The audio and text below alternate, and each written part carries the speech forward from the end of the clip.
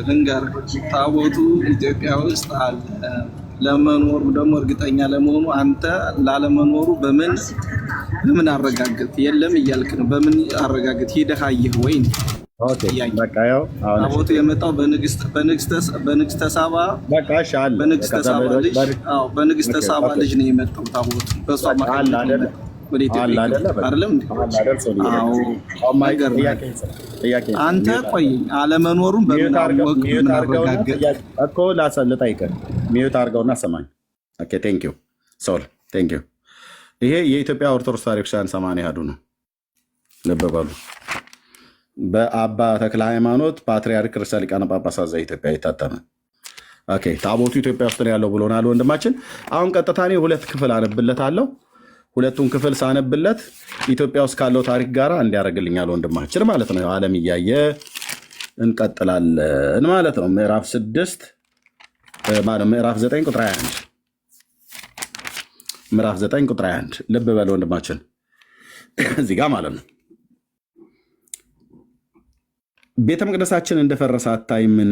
ግናይቱ እንደጠፋ ምስጋናችን እንደቀረ ዘመራ ዘውዳችን እንደወደቀ ተድላ ደስታችን እንደጠፋ የሕጋችን ማደሪያ ታቦተ ጽዮን እንደተማረከች ንዋየ ቅድሳቱም እንዳደፈ ምልኳችንም እንደጎሰቆለ እንደቀረ ጌቶቻችን እንደጎሰቆሉ ካህናቱ እንደተቃጠሉ ሌዋውያን እንደተማረኩ ሴቶች ልጆቻችንም እንደሞቱ ሚስቶቻችን እንደተቀሙ መምህራኖቻችን እንደተጎተቱ ጎልማሶቻችን እንደተገዙ ወንዶች ሴቶች ልጆቻችን እንደተቀሙ አርበኞች እንደደከሙ አታይምን ካለ በኋላ ከዚህ ሁሉ የሚበልጥ ታቦተ ጽዮን እንደጠፋች ቀረች። ከእርሷም ንዋየ ቅድሳቷ ተማርኮ ሄደ፣ በጠላቶቻችን በባቢሎን ሰዎች እጅ ወደቅን ይላል። በባቢሎናውያን ሰዎች እጅ ወደቅን። ታቦተ ጽዮንም እንደጠፋች ቀረች፣ ከእርሷም ንዋየ ቅድሳቱ ተማርኮ ሄደ። ወዴት? በባቢሎናውያን በጠላቶቻችን በባቢሎን ሰዎች እጅ ወደቅን ብሎ እንዳለ ወደ ባቢሎን ማለት ነው። ይህን የሚናገረው ማነው? ዕዝራ ሱቱኤል የኢትዮጵያ ኦርቶዶክስ ቤተክርስቲያን መጽሐፍ ማለት ነው። ኦኬ ምዕራፍ 1 ቁጥር 54 ይሄ 9 21 እስከ 23 ነው። ቅድም ያልኩት ማለት ነው። 9 ምዕራፍ 1 ዕዝራ ካለ 1 54 ይህን ሁለቱን አነብና ኢትዮጵያ ውስጥ አለ ብለህ ከምትለው ጋራ ታሪክ ጋራ እውነት ታደርግልኛለህ ማለት ነው። እኔ ምን ያለፋልፈኛል? ምንም። መጽሐፋችሁ ግን የሚናገረው ዕዝራ ካለ 154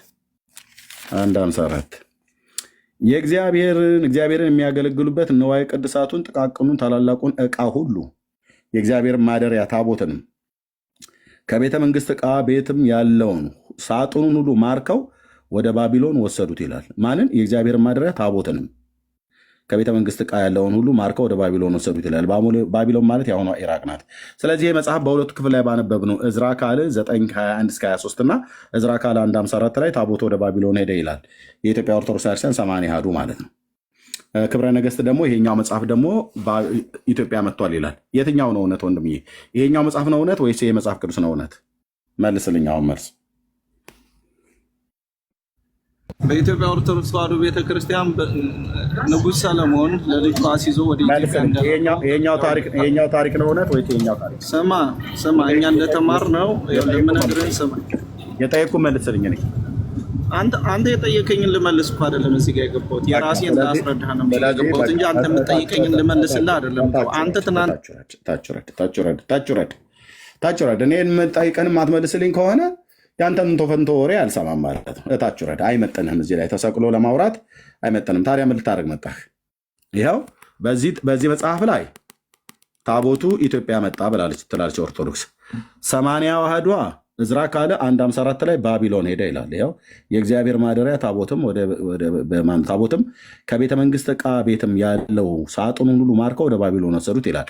ዕዝራ ሱቱኤል 9 21 እስከ 23 ዕዝራ ካለ 154 ላይ ይላል ማለት ነው። ሌላ ልጨምር። ተረፈ ኤርምያስ በኢትዮጵያ እመጣለሁ ደግሞ በኤርትራውያን ደግሞ እመጣልሃለሁ ማለት ነው። የኤርትራ ደግሞ ኦርቶዶክስ ተዋሕዶ ቤተክርስቲያን ምን እንደሚል እናያለን ማለት ነው። ብራዘር ማንበብ ብቻ ነው ስልህ። ከዛስ በተረፈ ኤርሚያስ ላይ ደግሞ አሁንም በኦርቶዶክስ ማለት ነው ባሮክና ኤርሚያስ ወደ እግዚአብሔር ወደ ቤተ መቅደስ ገቡ። የሚያገለግሉበትንም ዕቃ ሁሉ ጌታ እንዳዘዛቸው ለምድር ሰጧት። ምድርም ያን ጊዜ ተቀብላ ዋጠቻቸው ይላል። ባቢሎናውያን መጥተው ኢየሩሳሌምን ከመክበባቸው በፊት ነቢዩ ኤርምያስ እና ባሮክ ወደ እግዚአብሔር ቤተ መቅደስ ገብተው ወደ ጌታ ቤተ መቅደስ ገብተው ወደ ቤተ መቅደሱ የሚያገለግሉበትን ዕቃ ሁሉ ጌታ እንዳዘዛቸው ለምድር ሰጧት። ምድርም ያን ጊዜ ተቀብላ ዋጠቻቸው ይላል። ታቦቱ ሁሉ ያኔ ነው የተዋጠው ነው የሚሉት።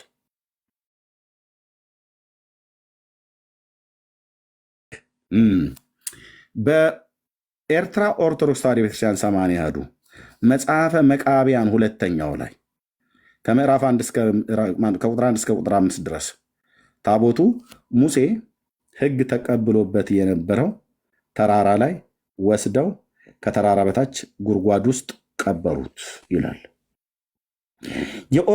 የኤርትራ ኦርቶዶክስ ታቦቱ ሙሴ ሕግ ተቀብሎበት በነበረው ዋሻ ውስጥ ኤርምያስና ባሮክ ወስደው ዘጉት ይላል።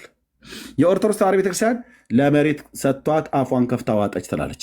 ደግሞ ወደ ባቢሎን ሄደ ደግሞ ትላለች። ዕዝራ ካልዕ 1:54 ዕዝራ 9:21 ላይ ደግሞ ኢትዮጵያ መጣ ትላለች። ይሄ ብቻ መሰለህ? ብራዘርዬ ባቢሎን በኦርቶዶክስ ብለህ ማለት ትችላለህ። ስለ አንዱ ታቦት አንዲት ቤተክርስቲያን ይሄ መጽሐፍ ከዚህ መጽሐፍ ቅዱስ ጋር አይስማማም።